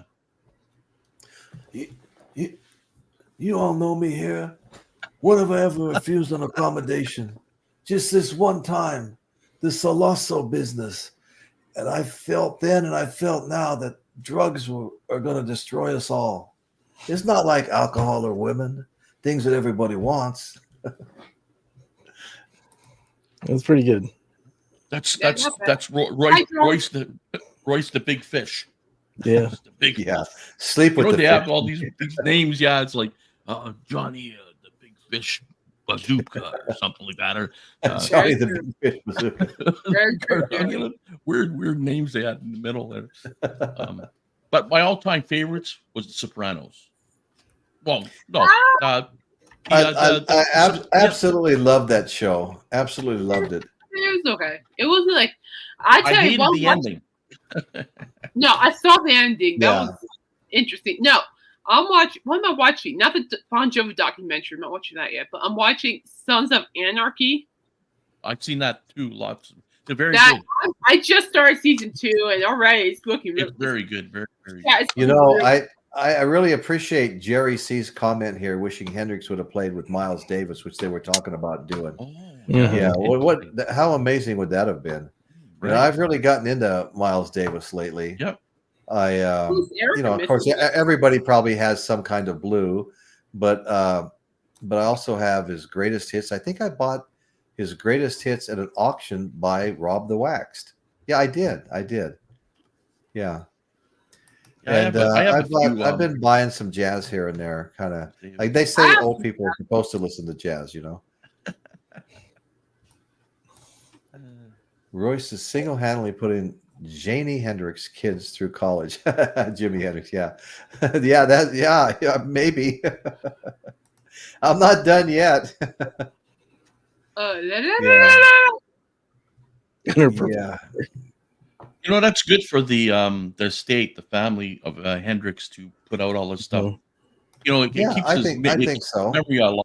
You know, and you know, there's a lot of artists that we've lost that have so much kind of in the vault, I so to agree. speak. You know, right? Like, remember you guys, Caitlin, you for sure remember Ed Stasium on the show we were all on Yeah, before. I actually wrote down for work last year. Oh, did you? Yeah. He was the vault man. He was the drummer for I don't know why I can't think of his name. He was Michael wants Link. Michael wants Link. No, Michael wants to Link. Michael, I'm sorry. No. Michael wants to Link. Zappa. He was Frank Zappa's drummer.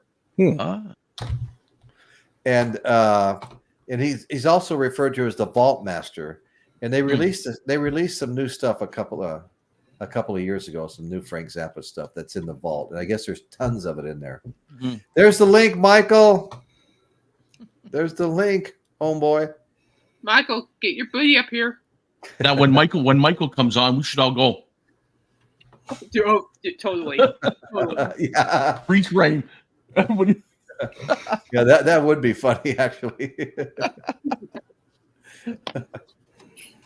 Yeah, you know what? We were talking about gangster movies and stuff. I sounded like Miley Cyrus. James. I gotta start practicing again. I haven't done it in a while. No, don't do it.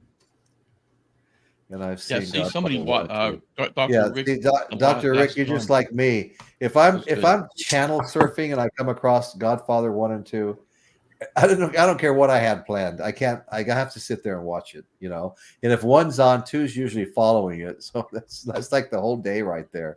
But I love those shows. I mean, God, two, who expected 2 to be so good? You know, I mean, you thought one could never be topped, and I'm not saying 2 I'm a link. did top it, but hey, There he is. stranger, Hey. what have you been? Welcome back. It's me, the missing link. Did you make a video while you were gone? Freeze frame. Yeah, well, you know, I've got a modem that's got it in for me, Royce. Oh, I I see. gotta. Yeah, I have to teach it a lesson. yeah. My router's getting old. Yeah, I've got to take this one in. It's not that old, but it's time to take it in, get it traded in for a new one. Yeah, no, I hear you. Angela wants to know if you have a white polyester suit in your closet? A white polyester suit. Why? Yeah, it's reference to disco. What an intriguing idea. I like know, it. right? I'll order one right now. Yeah. I suggest You know me, you had the. I'll wear anything. I told you you have a powder blue tuxedo I with paid to see that, ruffles. by the way. Oh, powder blue tuxedo. Let's see. Really, We some have, of the we col- have some of a, the Yeah, colors I back- do we seem a have little a- bit red. we have Some a of the new colors guest. back in We have the a- day hey guys, were we have a new terrible. guest coming on the show.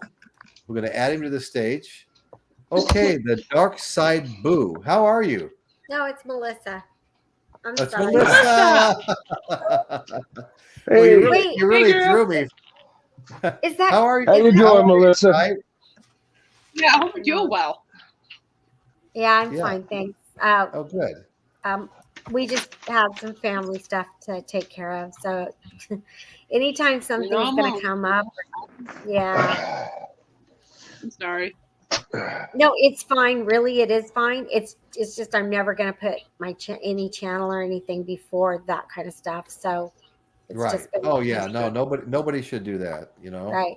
It really is fine. It was just time consuming. is all Go it was. again. Am I here? Yeah. Anyway, Yeah, I've shut my channel down when my wife was in the hospital last year. I shut my channel down when my son went into surgery. Family first, baby. You know, every time. Family first, absolutely. Right. Yeah. Yep. that was my mom on the phone, so it's like, oh, that's my mom calling. Better go take this. So I Yep. get that. No, family you first, you know? got to take care of your kin. You know, otherwise you're not a quality person. You know, I mean, it just gets down to that. You know, Yeah. and that's what we're all striving to be, right?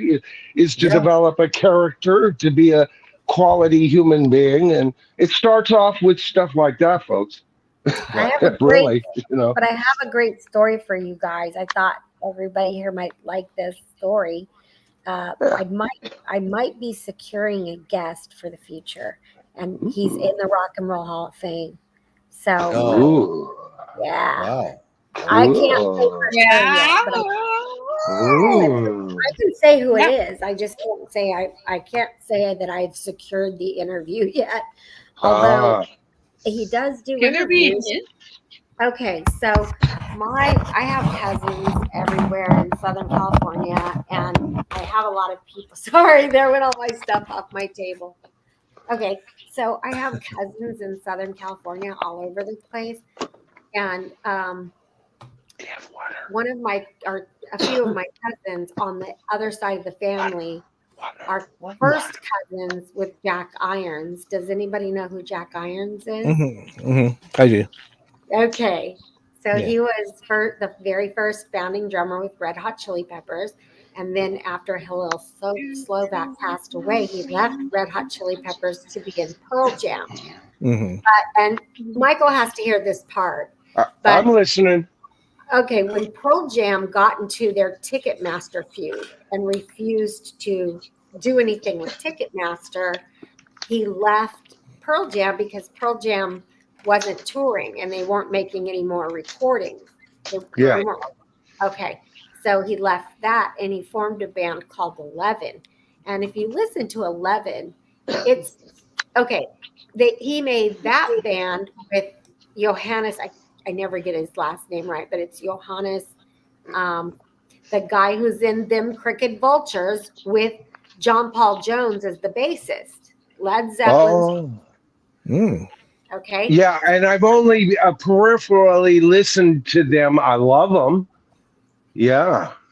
They've got that great song Fang. Yes. Okay. So the last part of this to wrap it up is that he made 11. So many people have passed away that he worked with. He got so depressed. He had to not do it.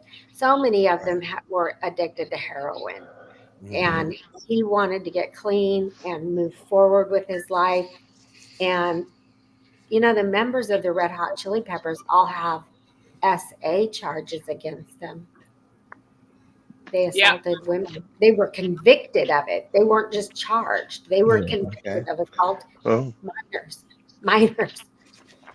So I'm glad he left them because that's not a good environment to be in. No, that's not a good environment at all. Yeah, there's no room for that. You know, that was even back when I was a Zeppelin fan back in the day and heard the Fish stories and things like that. I was even as a teenager, I might have kind of tittered in the locker room with the rest of the boys at the time, but inside, I wasn't that impressed with that. I was impressed with their music, you know. Were you talking about maybe Dave Grohl, maybe? No, his name's Jack. Josh Homme. Josh Homme, I was talking about the other day, but Jack Irons is who I'm talking about now, and he's a very famous session drummer now. But he has made. Yeah, Caitlin, is that you? Hi. Honey, I'm so glad we're finally meeting. I know. This No, kind of- we just hang out in the chat. We just talk. Yeah, no, we just hi. I want to give Michael Chavez a shout out real quick. Thanks for okay. showing I up, actually agree Michael. to that, Michael. And I agree with you. I'd like Weird Al does deserve to be in the Rock and Roll Hall of Fame. He was very entertaining. I think he's still touring. I think not too long ago he was touring. No, he was actually here where I live last year. Yeah. Okay. Yeah. I couldn't Right. go, but he was here. Well, you know, folks, we're coming up on 2 hours now. Yeah. And that shows have been, I've been trying to stay focused on the topic when we start a show for at least the first hour. Then I've decided if we want to go a little longer, we'll go a little longer and talk about whatever we want to talk about. So everybody can say what they want to say. Yeah, I think that's a good format. Yeah. That's what I was going to say. I like that format. Yeah. Yeah, no, I think it's good too. Let's just stay focused in the beginning, and then we can go crazy afterwards. So it's a win-win. It's a win-win for everybody. Yeah, I- thank you. People that want to, But we have kind of reached the limit here at 2 hours, so we'll give it a couple of minutes, and then we'll Melissa, go ahead and continue, and Yeah, we want Well, then we're gonna.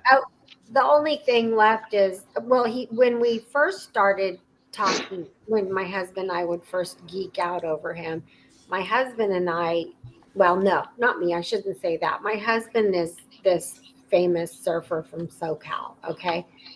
I don't know any of them. They would be fans of my husband's because he's like in the encyclopedia of surfing. They made a documentary about him and everything. But some of these rock stars like Perry Farrell from Jane's Addiction, they would come down just to watch my husband surf. He was an extreme big wave surfer. And nice. so, yeah, but it was it was paddle out. He tells me not to call it that, but he wasn't dropped in by the helicopters is what I mean. He wasn't towed in. It was Right. not towing. It was paddling, right? Correct. And this was before Laird Hamilton was doing it. And it was before Laird was towing in, right? Right. And it was at the Wedge in Newport Beach. Where The Dave- place is That's insane. the most dangerous surf place in the world. The Yeah. surf or boogie board. Yeah. So if you watch the movie Dirty Old Wedge, my husband's the one they get to like 10, 15 minutes in and they start saying it's him. Well, his name's Terry Wade. But I've probably seen him then. Yeah. I was asking you if you surfed for that reason. But watch the movie. It's so Okay. much fun. It's not Yeah. a dry dock. It's really No, historic. I'm sure I've seen it. I've probably seen every surf movie, and the Wedge is like a big thing because it's such a scary place. You think when it it's not cra- worth it anymore. when it finally folds up, closes out, or just it's thunderous and it's right close on shore too. Mhm. You get a So brief little ride, and then you have to survive the end of it. Yeah, That Newport's brutal. To get the interview using my husband, that might be my end. Just asking my cousins for his number. Yeah. Right. But I have to get my own. Hey, channel. whatever it takes, Melissa.